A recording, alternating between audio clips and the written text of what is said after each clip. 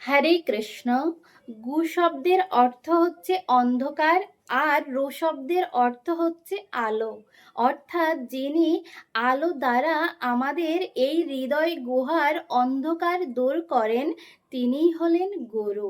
আরও সহজভাবে বলতে গেলে, যিনি আমাদেরকে জ্ঞানের আলো দ্বারা এই হৃদয় গুহার সকল অন্ধকার দূর করেন, তিনিই হলেন গুরু। তাই দেখুন, আমরা পড়াশুনো শিখতে গেলে একজন ভালো শিক্ষকের খোঁজ করি।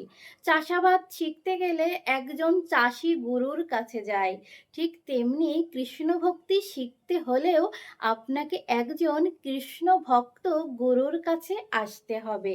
তবেই তো আপনি কৃষ্ণকে জানতে পারবেন।